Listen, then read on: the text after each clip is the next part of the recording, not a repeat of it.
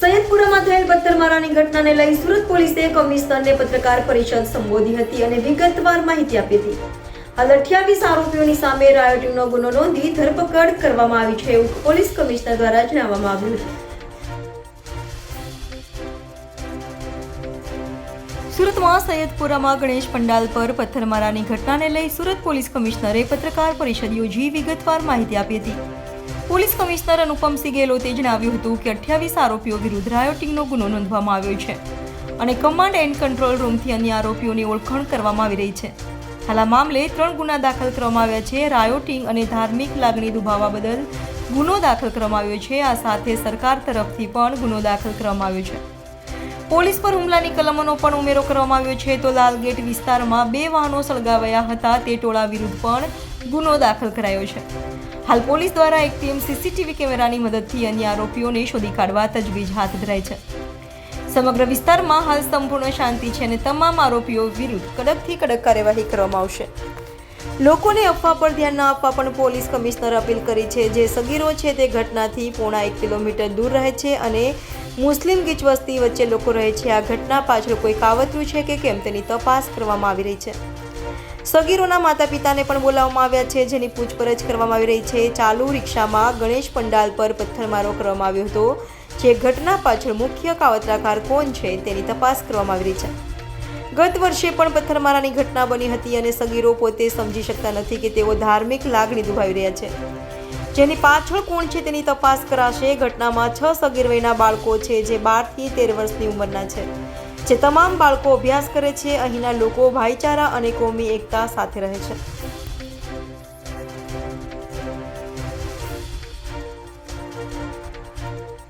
ગઈકાલે તારીખ 8 સપ્ટેમ્બરના રોજ વરિયાવી બજાર જો હે મેઘવાળ કોલોની ખાતે એક શ્રીજીના મંડપ ઉપર જો હે અમુક જો નાની ઉંમરના છોકરાઓ દ્વારા જો એના ઉપર જો પથ્થર મારવામાં આવેલા હતા.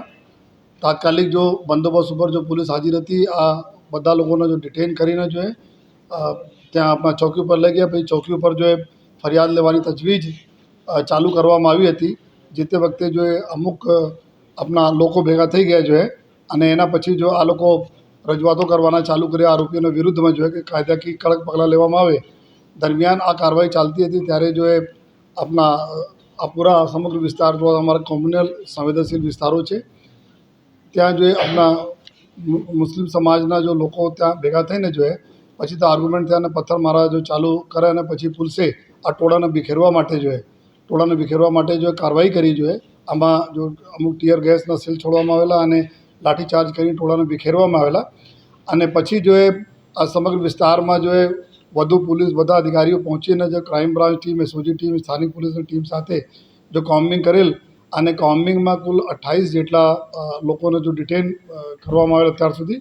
જેના જો ધરપકડ ગુનાઓ દાખલ થયા. 3 ગુના દાખલ કરવામાં આવેલા અને આ લોકોની ધરપકડ કરવાની જો બી તજવીજ છે આ ચાલુ છે જો અને જ્યારે આ ત્યાં જો અમારા કમાન્ડ એન્ડ કંટ્રોલ રૂમના સીસીટીવી કેમેરાથી આ એરિયા એકદમ કાફી સારી રીતે જો કવર્ડ એરિયા છે અને એના જો ફૂટેજીસના આધારે અને સાથોસાથ જો ઘણા બધા જો લોકોના મોબાઈલમાં જો વિડીયો લીધા હતા એના આધારે જો અને અમુક જો આપણે મીડિયાના મિત્રોના બી મદદથી જો જેટલા બી આપણે ફૂટેજીસ મળ્યા એના હિસાબથી અમે લોકો જો આરોપીઓના જો શોધખોળ કરીને કોમ્બિંગ દરમિયાન પકડાય અને પછી પણ આગળ પણ એના ઇન્ટ્રોગેશનમાં જેટલા બીજા આરોપીઓ છે એના પકડવાની તજવીજ ચાલુ છે.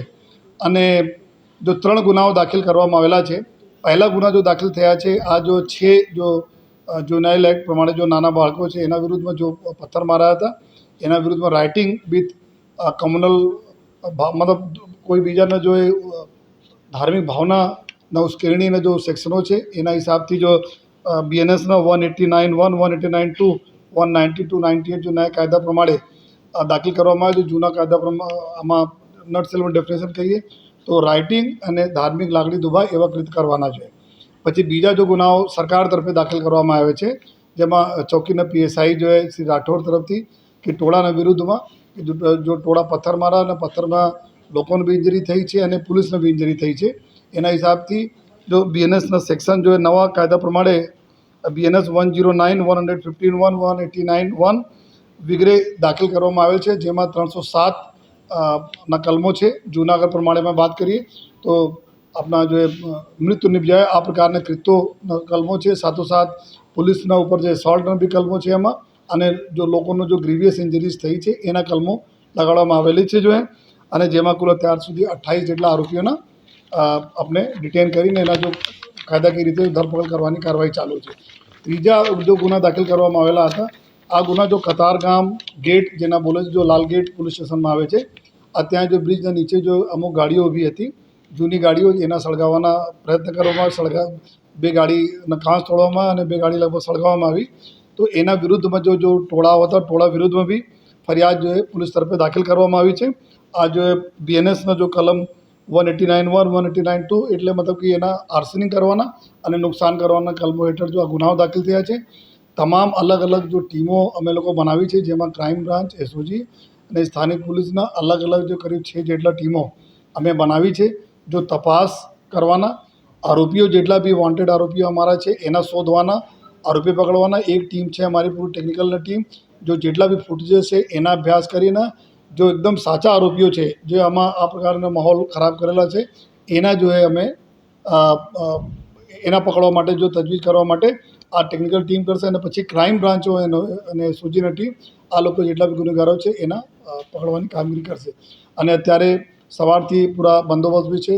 ગઈકાલ રાતે हम लोग ડ્રોનનો બી ઉપયોગ ચાલુ છે. અત્યારે બી ડ્રોનના ઉપયોગથી પૂરા એરિયાના જો હે પૂરા એરિયાના પૂરા સર્વેલન્સ કરવામાં આવી રહ્યા છે. સંપૂર્ણ શાંતિ છે એરિયામાં, પોલીસ ડિપ્લોયમેન્ટ છે, રાબેતા મુજબ લોકોનો લાઈફ ચાલે છે. અને જેટલા બી હું બધાને ખાતરી આપું છું કે જેટલા બી આમાં ગુનેગારો હતા, જેટલા બી લોકો આમાં સામેલ હતા, તમામ લોકોના ઉપર કડકના કડક પગલાં લેવામાં આવશે. અને સાથોસાથ આપને જાણકારી માટે ગઈકાલે કુલ 13 જેટલા કમ્પ્લેન અમારે 100 નંબર ઉપર આવી હતી આ જ વિસ્તારના લઈને, અને ઘણા બધા જો સોશિયલ મીડિયા પર અફવાઓ બારેમાં આવી હતી. એક પણ વાત સાચી નહીં હતી જો તો બધા લોકો, અમુક લોકો બેઠા બેઠા બી અફવાઓ ફેલાવે છે. તો કોઈ બધા લોકો સે રિક્વેસ્ટ છે, કોઈ અફવા ઉપર આપ ધ્યાન નહીં આપો જોઈએ. આપના વિસ્તાર માટે અગર કોઈ પ્રશ્નો કોઈ અફવાના માધ્યમથી આવતા હોય તો આપ અહીંયાથી 100 નંબર ઉપર કોલ કરો, અથવા જે તે આપના પોલીસ સ્ટેશન, આ ઘણા બધા પોલીસ ફોર્સ ડિપ્લોયડ છે ત્યાં વાત કરી શકો. લેકિન કોઈ બેઠા બેઠા જૂના વિડીયો કોઈને નાખે, જૂની સ્ટોરી લીખે અને આપ એના સર્ક્યુલેટ કરો, ફોરવર્ડ કરો, આ બી ગુનો બને છે. જેથી કોઈ પણ પ્રકારના અફવા માનવા જરૂર નથી. આપણા સુરત ખૂબ કોમી શાંતિ ધરાવતા જો આપણા શહેર છે, કોમી શાંતિ જળવાય આ પ્રકાર બધા લોકો સામે વિનંતી કરીએ છીએ. તહેવારોના સિઝનો છે અને જેટલા લોકો જો કોમી એકલાસના વાતાવરણ ડિસ્ટર્બ કરવાની કોશિશ કરે છે એના પોલીસ હમણાં કાયદાકીય રીતે જો એમાં પગલાં લે છે.